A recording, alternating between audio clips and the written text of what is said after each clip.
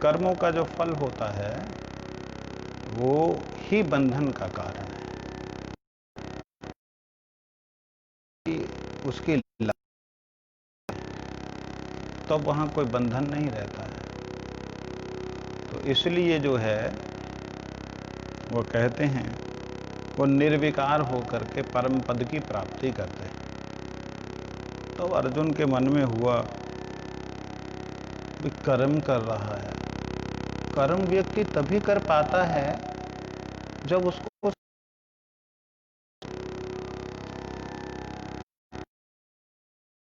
व्यक्ति बिना काम के करी जा रहा है, बिना मतलब के करी जा रहा है। ये तो थोड़ा असंभव, ऐसे कैसे संभव हो सकता है? जा बुद्धि युक्ता कर्म से जन्म होने वाले जो फल हैं उससे युक्त बुद्धि नहीं होते हैं। तो एक समनीषीना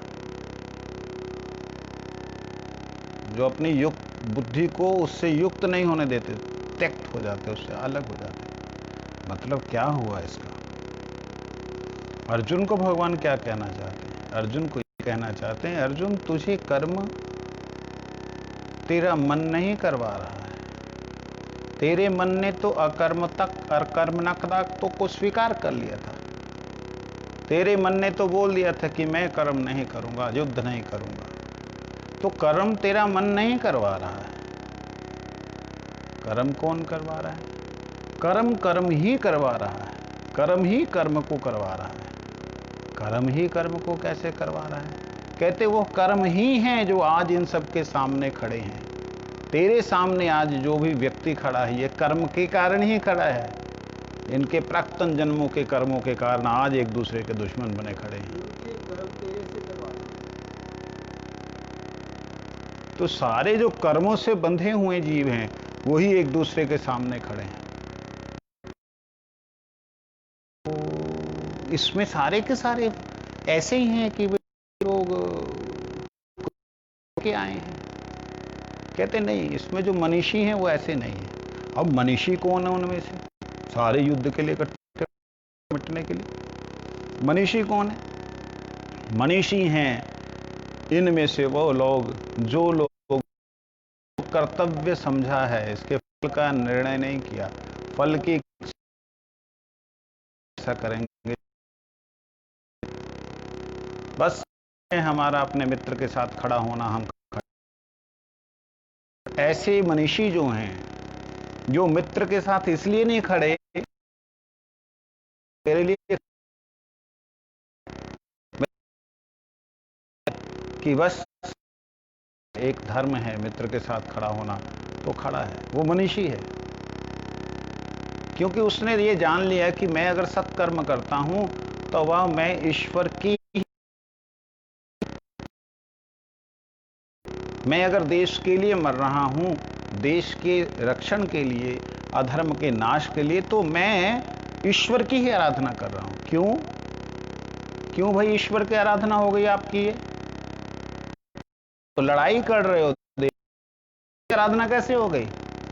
कहते मैं ईश्वर की आराधना क्या, मैं तो ईश्वर का कार्य कर रहा हूं। कैसे ईश्वर का कार्य कर रहे हो? भगवान कहते ना, यदा यदा ही धर्मस्य ग्लानि, जब जब धर्म की ग्लानि होती है मैं अधर्म को नाश करने के लिए आता हूं। तो भगवान का कार्य कि ये कार्य मेरे प्रभु का है, मैं उस कार्य को कर रहा हूं, मेरे प्रभु को कोई आने की जरूरत ना पड़े। तो इस उद्देश्य स्थिति में भी कार्य करता है, तो वो मनीषी है। क्यों?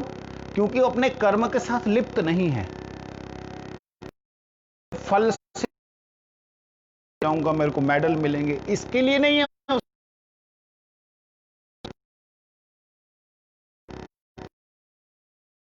करते हैं। हमारा उसमें त्यक्त्वा, जो उसका जो कर्म से उत्पन्न जो वो फल है उसमें हमारा त्याग नहीं होता। उदाहरण के लिए हम लोग हरि नाम कर रहे हैं, भजन कर रहे हैं, साधन कर रहे हैं, हमारे अंदर कभी आते ही नहीं है कि हरि नाम जो मैं कर रहा हूँ इससे मेरे को गोलोक मिले या ना मिले, मेरे को कुछ मिले या ना मिले, ये मेरा स्वभाव है, मेरी आत्मा का स्वभाव है, धर्म है। इस भाव में आते ही नहीं है। भक्ति विनोद ठाकुर जी के उस भाव को लेना पड़ेगा, तब मनुष्य होंगे कि प्रभु मेरे को पशु फल की इच्छा नहीं कर रहा हूं, जो मेरे कर्मानुसार जो फल मिल रहा वो फल की इच्छा नहीं है। कहते नहीं, फल अपनी इच्छा से नहीं ले रहा हूं, अपने कर्मों के फल के हिसाब से ले रहा हूं।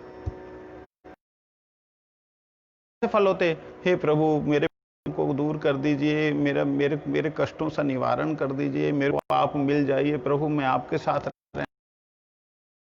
सेवा करना चाहता हूं। इसमें भी स्वार्थ है। इसको भी विशेष रूप से भक्ति का पान नहीं कहेंगे, चरम सीढ़ी नहीं कहेंगे इसको,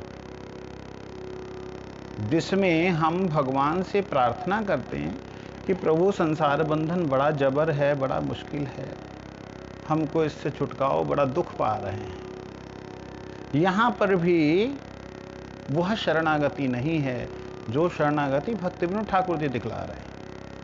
भक्ति विनोद ठाकुर जी कहते, हे प्रभु मेरे को आप स्वर्ग में रखो या नरक में रखो,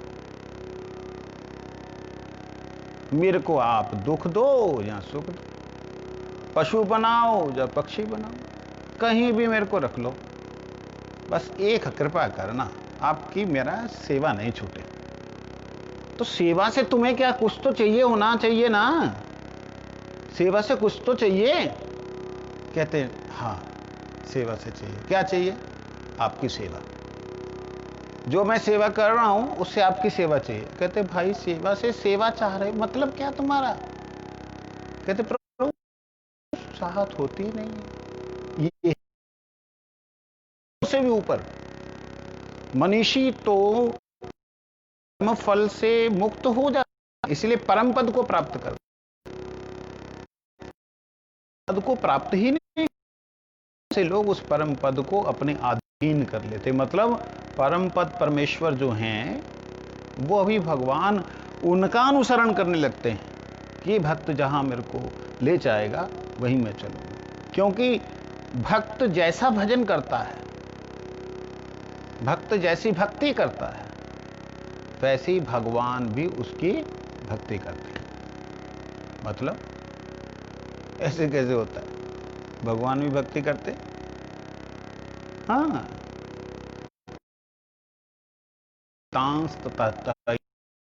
में हम तेरा जैसा भजन करता है मैं उसका ठीक वैसा ही भजन करता हूं। भजन करने का मतलब मैं उसको संतुष्ट करता हूं। भजन का शब्द का अर्थ होता है भज धातु सेवायाम, भज मतलब सेवा।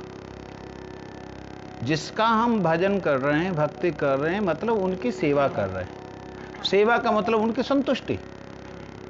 सेवा का मतलब ये नहीं कि मेरी संतुष्टि, मेरी इच्छा है सवेरे सवेरे ठंडी में मैं शिव जी के सिर के ऊपर पानी डालूं। और शिव जी की क्या इच्छा, एक बार देख तो लो कि सवेरे सवेरे शांति से विराजमान है। हो सकता है शिव जी सुबह सुबह भगवान का नाम जप करने की इच्छा कर रहे हैं, नहीं मेरी इच्छा है ले ठंडा ठंडा।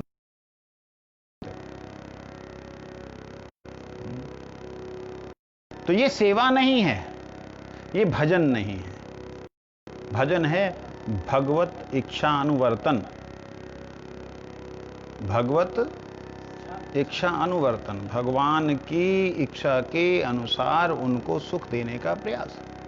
और ये जब भगवान की इच्छा अनुसार जो कोई व्यक्ति भजन करता है तो भगवान क्या करते हैं, ठीक है तू कैसे संतुष्ट है प्रभु, मैं आपकी सेवा करके, ले मेरी सेवा, संतुष्ट। भगवान की सेवा करके भक्त संतुष्ट है। आप भगवान भक्त को अपनी सेवा दे करके संतुष्ट हो जाते हैं कि चलो मेरी सेवा करके इसको संतुष्टि मिल ली तो सेवा कर ली। लेकिन फिर भगवान बीच बीच में परेशान होते हैं। देखिए, आप थोड़ी सी कल्पना करके देखिए, क्या भगवान परेशान हो सकते हैं? कभी नहीं हो सकते, क्योंकि उनको तो अनंत ब्रह्मांड फलाना ठिकाना ना जाने कहां पे उनकी वो है। उनको कहां एक छोटे से जीव के प्रति असंतुष्टि या उनको लालसा होगी। कहते हैं देखो, एक काली गाय अगर सफेद फर्श पे बैठती है, उठने पे हो सकता है उसके 150 बाल जो हैं फर्श पे गिर जाएं और दिखाई भी दें, अरे देख, ये देखो उसके बाल गिर है।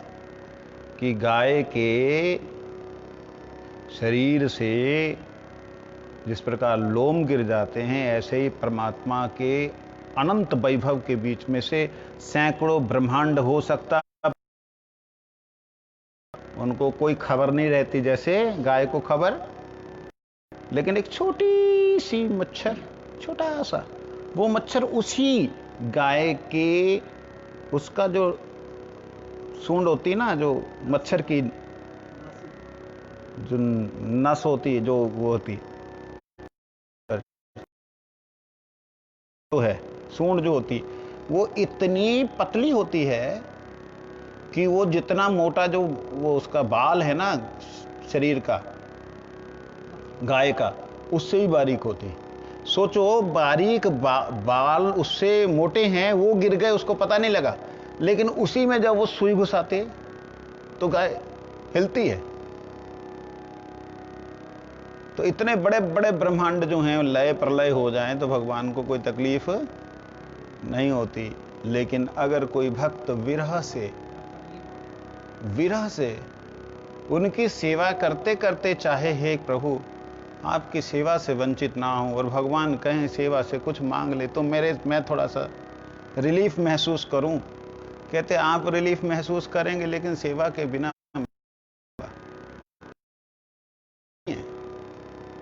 मेरे को किसी भी जोनी में डाल दो, सेवा से विमुख मत करो। जब इस प्रकार की वेदना से युक्त होकर के भक्त जो है भगवान की सेवा करता है, तब भगवान उसकी सेवा करने के लिए लालायित हो जाते। मतलब इतने मेरे को इतना कर लिया सेवा, अब मेरा भी काम है इसकी सेवा करना। भगवान उसको उसी प्रकार से संतुष्ट करने का प्रयास करते हैं। अब जैसे उदाहरण के लिए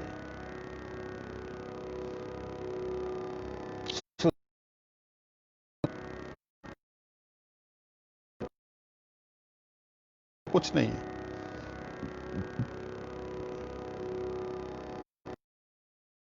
भोग लगा देते हैं, कई कई दिन खाने को बिल्कुल कुछ नहीं मिलता, तो उसी को पानी में घोल करके, उसी को उबाल करके लेईसी बना करके बच्चों को खिला देते हैं। कई बार का पानी जो है अलग से लेईसी पिला करके बच्चों को पिला देते हैं, खुद 2 अन्न दाने खा लेते हैं, भगवान को भोग लगा के करते हैं। 1 दिन हो गया, 2 दिन हो गए, कोई अन्न नहीं दे रहा है। सुदामा जी के मन में कष्ट तो है, लेकिन कष्ट किस बात का है? ध्यान दीजिए इस बात पे। इस बात का है कि आज 2 दिन हो गए मेरे शालिग्राम ठाकुर को भोग नहीं लगा, और शालिग्राम को स्नान कराते हुए वो अश्रुपात करने लगे, और उन अश्रुओं से ही शालिग्राम को स्नान करा दिया।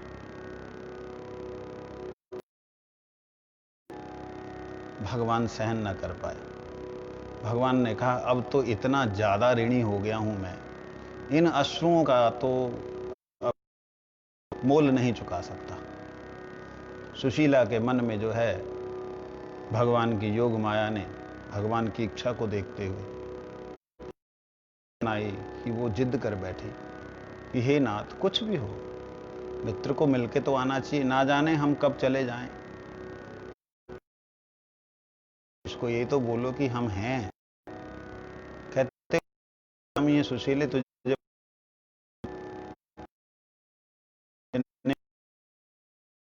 के रूप में कौन है?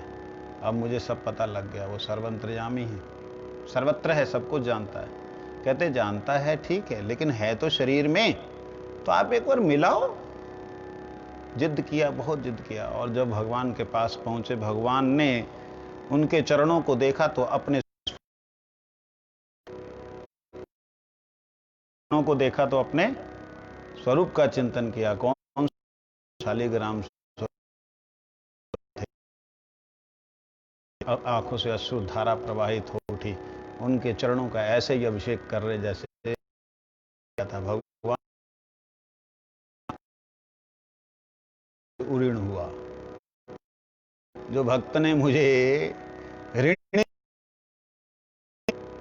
आज ऋण हो गया। तो कहते हैं कि भक्त भगवान का देना दे नहीं पाते, इसी चक्कर में भगवान जो हैं भक्त के अधीन हो जाते हैं। भक्ति विनोद ठाकुर जी हमें उस भक्त बतला रहे हैं। यह बात है, अपने आप को मुक्त किया उन्होंने। फल जो भी मिलेगा मिलेगा, नहीं मिलेगा नासी, हमने कर्म अपना कर दिया। ये मनुष्यों की बात कही, लेकिन मनुष्यों से ऊपर की एक बात है, वो है भक्त की भक्ति की, भक्त की सेवा की बात। वो बिल्कुल ही अलग है। मतलब दिखने में एक जैसा लग सकता है, लेकिन अलग है। उसमें उनकी संतुष्टि है। इसमें ये कर्म तो कर रहे हैं, लेकिन कर्म कौन सा कर्म कर रहे हैं? करके आ रहे हैं, यहां पे अपना अवधारणा है। कर रहे हैं तब का फल नहीं चाहते, ठीक है। और भगवान तब से होते हैं, ऐसा नहीं होते। ध्रुव के प्रति हुए, भगवान स्वयं बद्री, तो भगवान प्रसन्न होते हैं, लेकिन उससे प्रसन्न होते हैं अगर कोई उनका गुणगान गाता है ना। भगवान ने बोला ना हम बशामि वैकुंठे योगी नाम,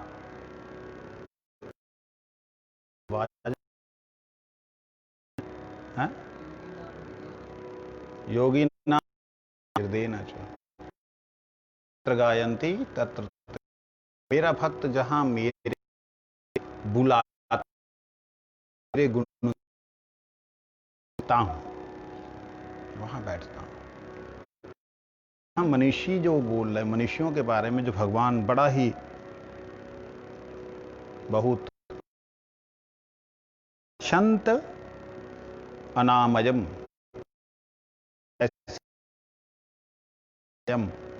जहां पे जाना पूरी तरह खत्म हो जाता है, उस परम लोक को प्राप्त करते हैं।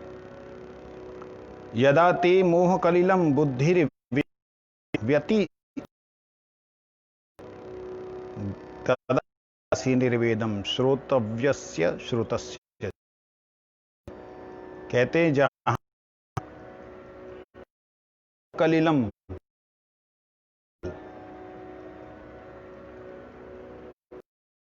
वैत्रैष्यसी, बुद्धि जो है उस बड़े आसानी से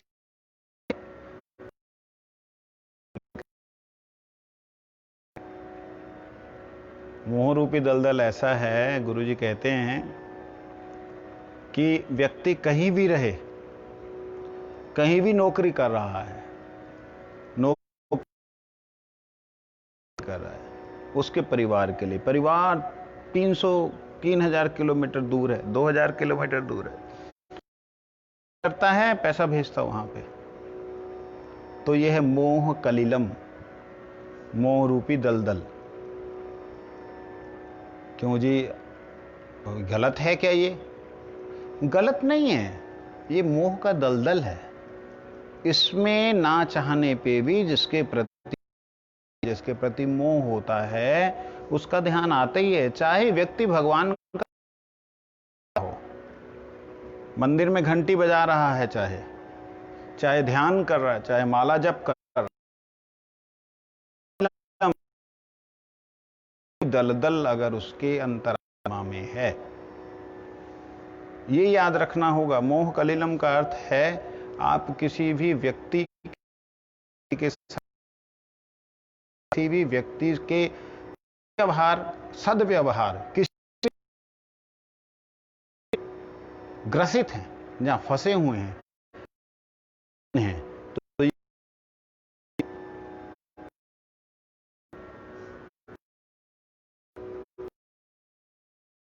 किसी में 1000 गुणों में आपको एक अवगुण भयंकर दिखाई दिया, आप 1000 गुणों को भूल जाओगे, वो अवगुण आपके सामने हमेशा रहेगा। क्यों रहेगा? और वो अवगुण भी हमेशा के लिए नहीं, क्षण भर का अवगुण था, लेकिन उसको आप याद रखोगे। कैसे? इसका उदाहरण अक्सर मैं देता हूं। एक व्यक्ति, बड़ा सभ्य व्यक्ति, हर रोज कथा में बैठता है, कथा सुनता है, सब कुछ ठीक चल रहा है, प्रसाद पाता है, सब कुछ ठीक चल रहा है। अचानक से उसका पेट खराब हुआ, प्रसाद पाते पाते उठा और वहां से गंदगी उसके शरीर से निकलती हुई चला गया बाथरूम तक। नहीं, अब जो व्यक्ति वहां पर बैठे हुए हैं, बाकी उनमें से 90 वह लोग होंगे जो दूध दूध करके उठ जाएंगे, करेंगे। कुछ लोग, 5 लोग होंगे, कहेंगे ओ हो गड़बड़ हो गई, वो भी खाना हजम नहीं होगा, लेकिन किसी तरीके से खा जाएंगे। उनमें से 5 लोग वो होंगे, 100 में से 5 लोग बेचारे को देखो। वो व्यक्ति क्या उन 90% या 90% लोगों के बीच में से हैं? अपने देख लेना चाहिए, नेत्ररूपी दर्पण, उसमें देख लेना चाहिए।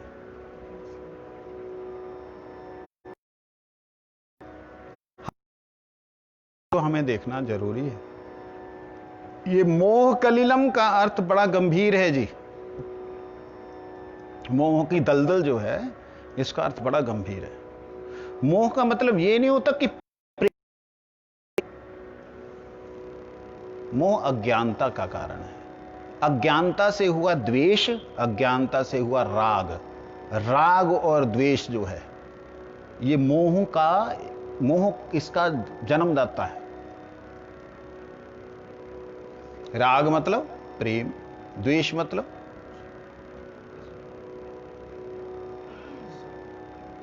ये जो ईर्ष्या है, द्वेष है, ये राग प्रेम है, ये दोनों मोह कलिलम है। अर्थात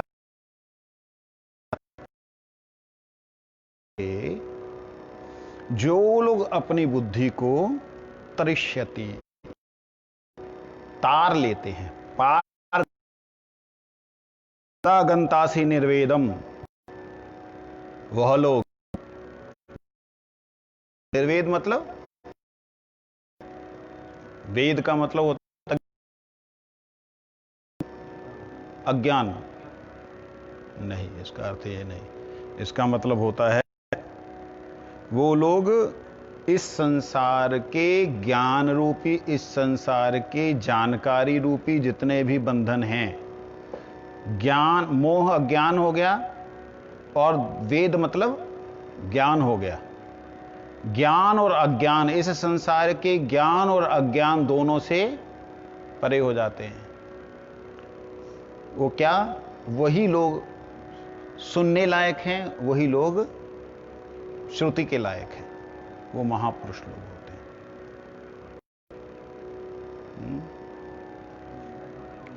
निर्वेद का मतलब वैराग्य होता है।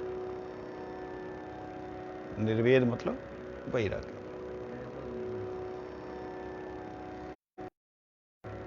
देखिए, आपको कि मेरा है, संबंध ज्ञान होता ना, मेरा है का है, ये ज्ञान से अज्ञान, अज्ञान तक कौन हूं, इस बात को के कारण राग होता है, और उसी राग के कारण, राग का विपरीत द्वेष है। देखिए, व्यक्ति ना प्रेम से इतना ज्यादा पागल नहीं होता।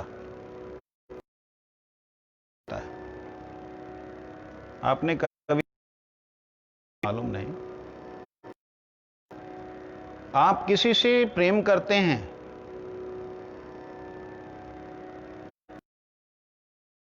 कि प्रेम से आप इतना ज्यादा दिए सम्मानित नहीं होंगे जितना कि उस व्यक्ति के द्वारा दिए गए किसी एक साधारण या असाधारण किसी एक होंगे।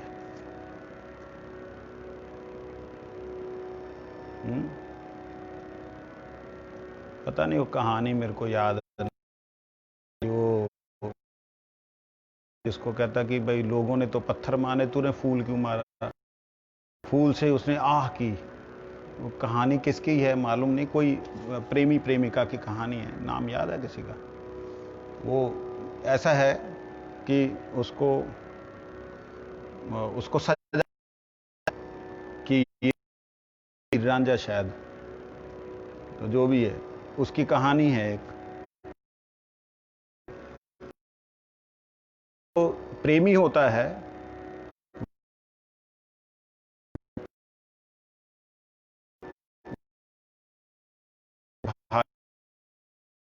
मानते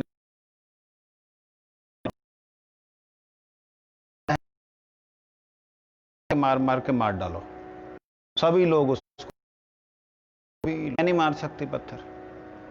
कहते नहीं मार सकती मतलब, मैं पत्थर नहीं मारूंगी चाहे आप मुझे मार डालो। कहते ठीक है तू पत्थर नहीं मारती तो एक काम कर, कुछ तो मारना ही पड़ेगा तुझे। तो कहती ठीक है मैं फूल मार सकती हूँ, मार। उसने फूल लिया, फूल उसको मारा, जैसे ही मारा कहता ओह, बस उसको इतनी तकलीफ हुई, इतने लाखों हजारों पत्थर उसने खा लिए, उसमें उसको तकलीफ नहीं हुई, उसके एक फूल मारने से उसको तकलीफ हुई।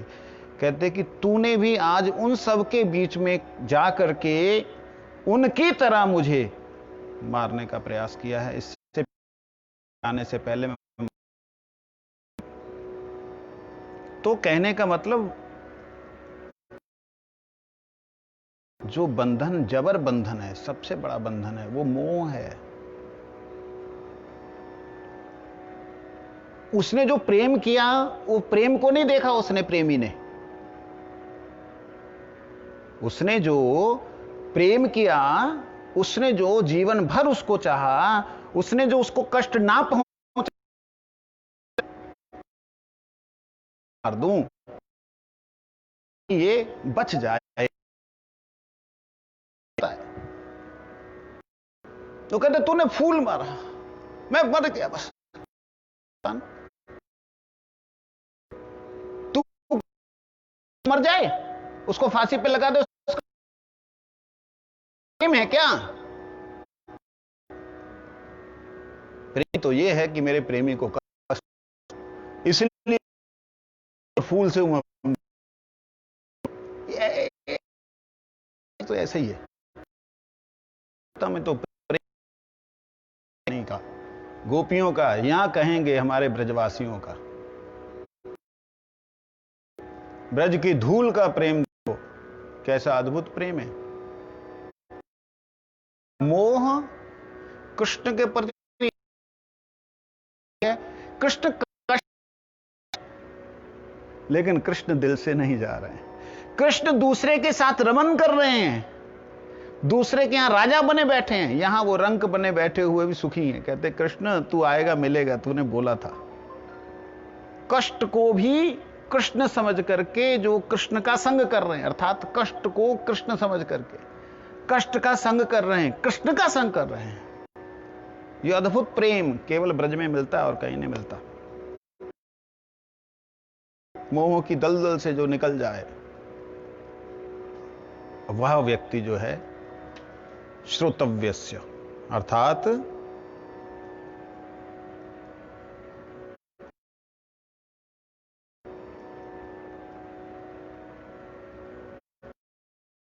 जिस प्रकार के भी संसार में सुने गए भोग हैं, मोक्ष हैं, उन सब अलग हट सकता है। बातें जब बोल रहे थे तो अर्जुन एक बात आई, हे प्रभु आप जो बातें कह रहे हो चला अच्छा, अचल बुद्धि होती है। स्थित प्रज्ञस्य का भाषा समाधि तस्य केशवा। स्थितधि किम प्रभाषेत किम आसीत व्रजेत किम। कैसे जो है स्थिर होता है। स्थिति किसे कहते हैं? हो गई स्थिर, जिसकी बुद्धि एक तरफ लग गई है। हो सकता है विचलित ना हो, मतलब एक तरफ लग गई है और उसके अंदर अगर कहीं विचलन या कहीं कुछ आता है तो उससे वह इतना विचलित ना हो कि अपना साधन भजन छोड़ करके केवल मात्र उसी के ध्यान में लग जाए। स्थिति उसे कहते हैं, क्योंकि भगवान ने आगे बात को कहा है, प्रजहाति यदा काम आत्मन्नैव आत्मना तुष्ट स्थित प्रज्ञस्य तदुच्यते। हे अर्जुन, जिस काल में ये पुरुष मन में स्थित संपूर्ण कामनाओं को भली भांति त्याग देता है, अंडरलाइन कामना को त्याग है, का मतलब हो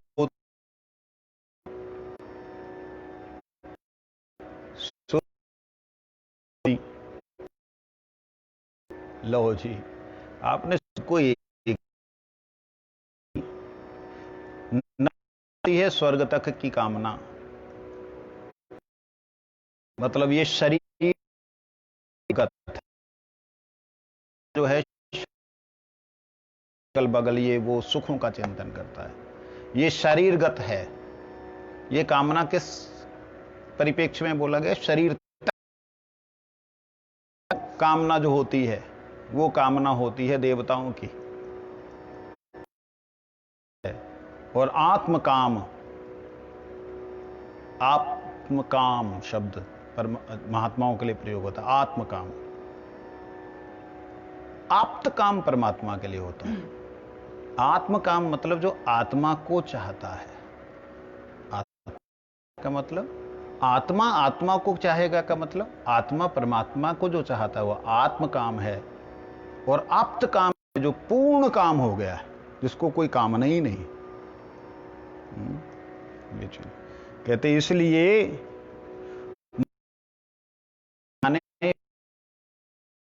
कामनाएं हैं वो आएंगी। इस बात को ध्यान रखिएगा। आज एक बात मैं कह रहा हूं, अगर आपकी साधना में नहीं है, गुरु साधना लेके जाती है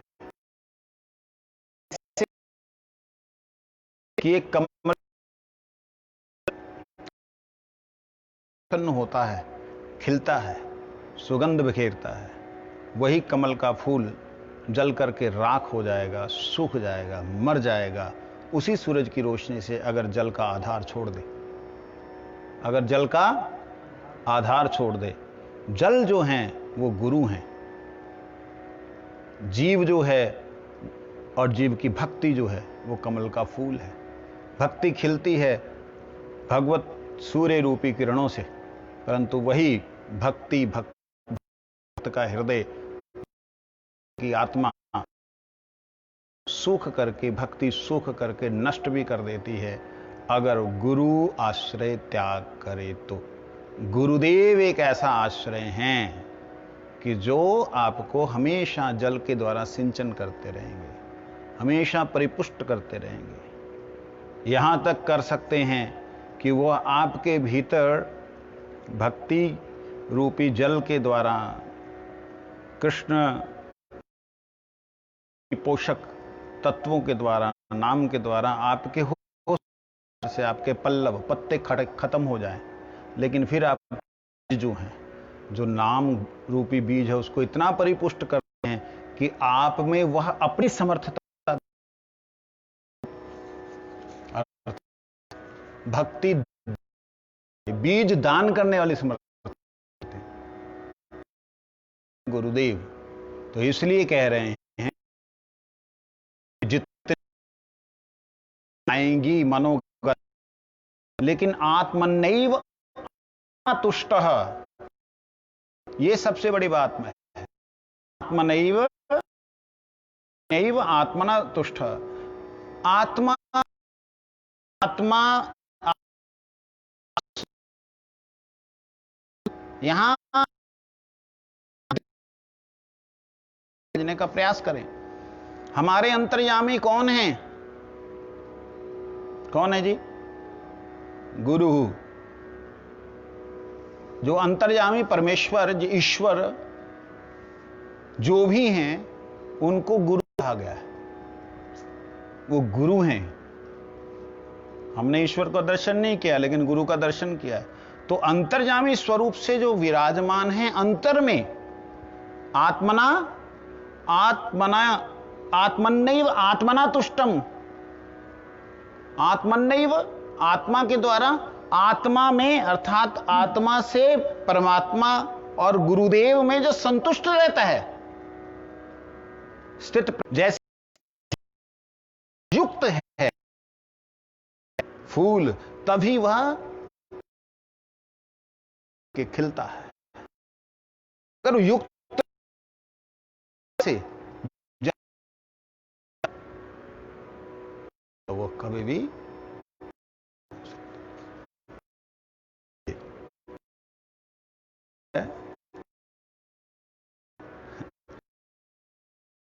आज प्रसंग थोड़ा सा गीता जी के चरणों में चला गया, लेकिन क्या हो? कहते दुखेश्व अनु उद्विग्न मना, सुखेशु विगता स्प्रिया।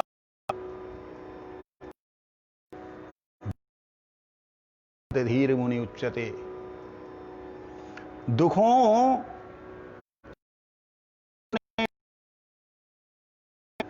जो हमारा, दुखों को प्राप्त होने वाला जो हमारा मन है वो हो जाता है। ये होता ही है, हमेशा होगा। दुख में ही, क्योंकि जिसके प्रति आपने विश्वास किया, अगर वह विश्वासघात करता है तो आपको दुख होगा ही। लेकिन इसके अंदर एक बात आती, वो क्या है? यह जो सुख प्राप्त होते हैं इस श्लोक के साथ में, सुखेषु उद्विग्न मना, सुखेषु तत्ते अनुकंपा सुसमीक्षमानो। यहां सुसमीक्षमान, सुसमीक्षमान,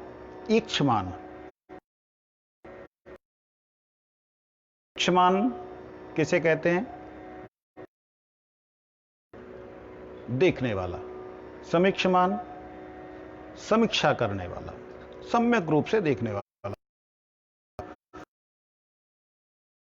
रूप से सम्यक, श्लोक के अंदर तीनों, जो देखने वाला वो क्या देखता है? देखने वाला देखता है फल।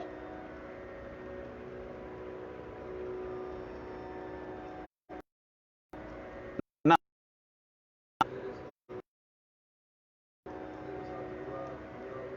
हाँ,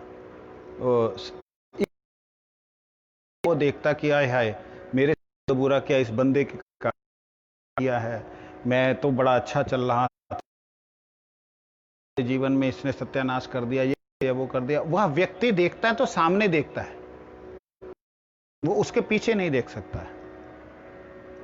उसको बोलते हैं ईक्षमान, देखने वाला, देखने वाला। और समीक्षमान होता वो देखता, अरे जी वही कर्म किए हुए होते हैं, मेरे को जो भी कष्ट मिल रहा है, कृतम विपाकम, मेरे द्वारा कृत विपाक, पाप, मेरे द्वारा किए हुए जो कर्म हैं उन कर्मों के कारण ये सामने नया कर्म मेरे उपस्थित हुआ है। इस जन्म का है या पहले जन्मों का, ये जो कर्म आया मेरे साथ हैं, पकवान हैं जो मैंने बनाए हैं।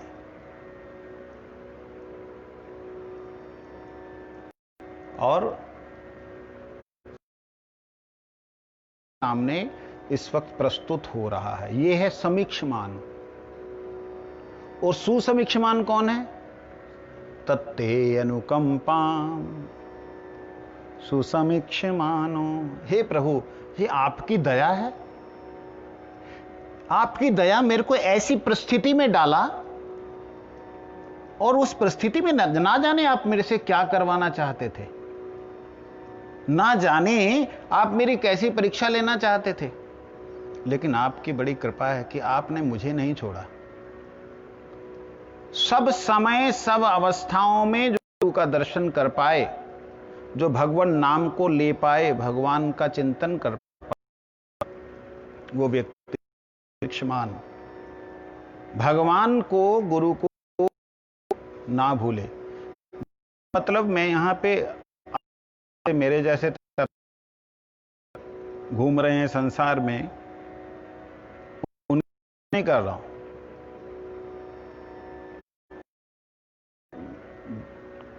आचार्य बन गए, बस गुरु बन गए, ना, मैं नहीं कर रहा हूं। जो वास्तविकता में अपने गुरु के प्रति पूर्ण प्रपन्न है, जो वास्तविकता में गुरुगत प्राण है, वही गुरु शब्द के द्वारा सुशोभित होते।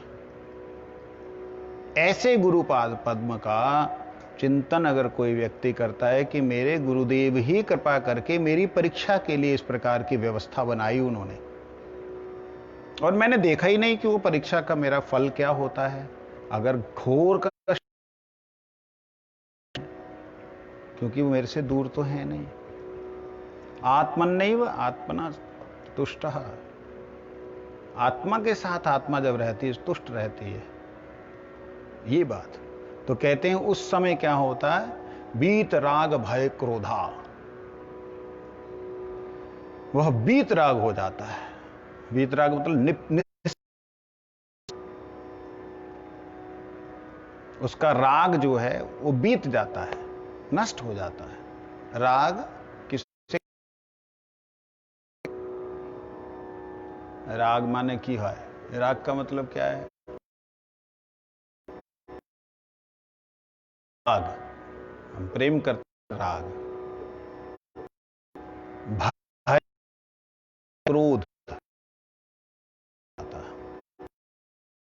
नष्ट हो जाता है। ऐसे स्थित बुद्धि, स्थित धीर,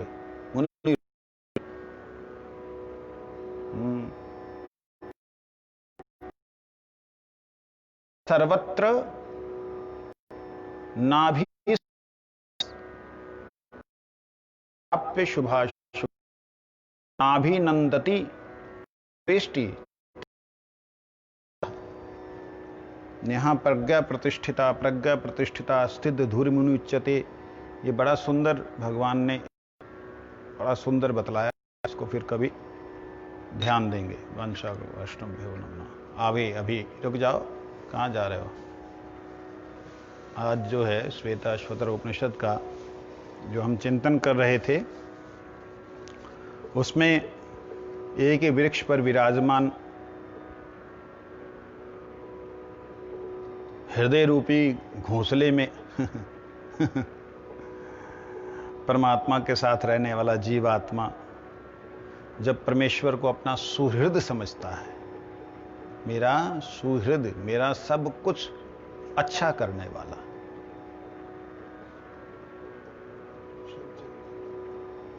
हाँ, सुहृद मतलब मेरे लिए हमेशा अच्छा करने वाला,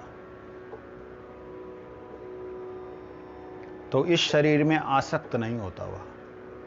समाने वृक्षे पुरुषो निमग्नो अनीशया शोचति मुह्यमान युष्टम यदा पश्यस्य महिमामिति वीत शोका। यहाँ उसमें बीत राग भय क्रोध है, यहाँ बीत कहते हैं वह शोक रहित हो जाता है। उपनिषद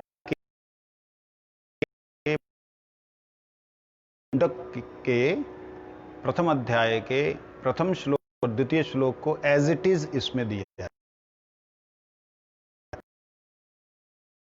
अक्षर इधर उधर नहीं। आगे कहते हैं ऋचो अक्षरे परमे व्योमन यस्मिन् देवा अधिविश्वे निषेदु तस् यस्तं न वेद किं करिष्यति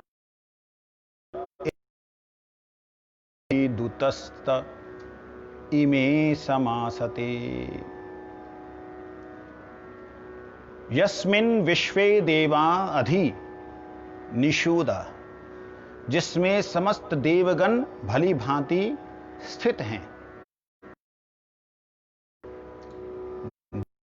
वो भली भांति निषूद स्थित हैं। तस्मिन् अक्षरे परमे विद्वान, उस अक्षर होने वाले परव्योम परमे व्योमन। परव्योम क्या हो गया? परव्योम किसे कहते हैं? व्योम मतलब आकाश होता है। परव्योम से ऊपर जो परम आकाश है,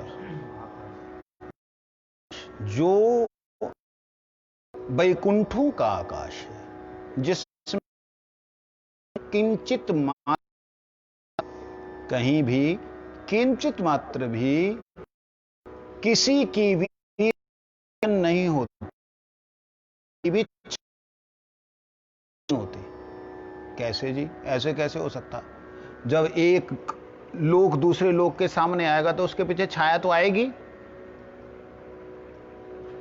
युक्ति दो, क्यों नहीं आएगी? प्रकाश के ऊपर पड़ेगा, दूसरा छाया ना ना ना, अपने प्रकाश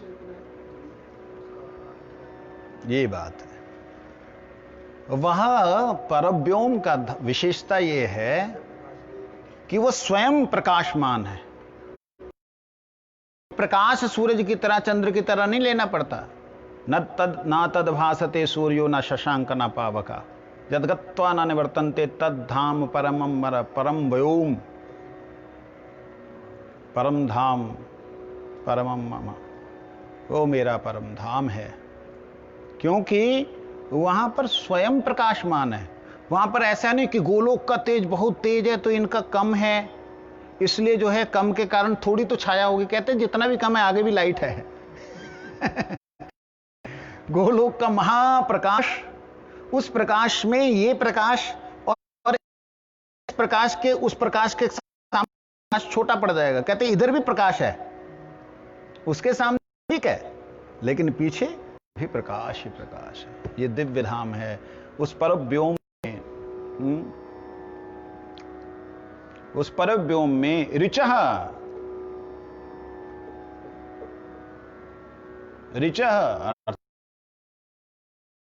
स्थित हैं।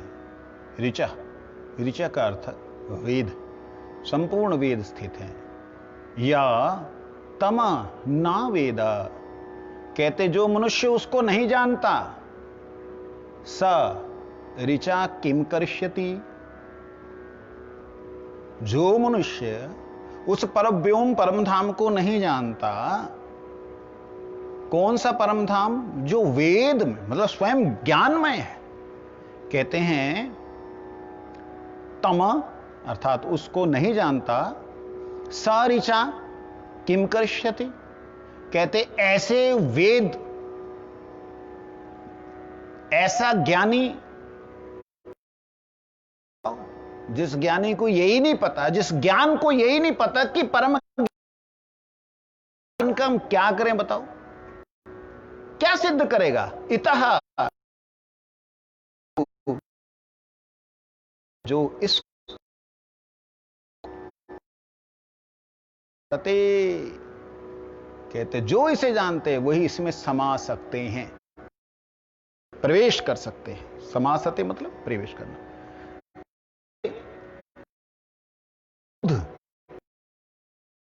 चीनी का घुल जाना।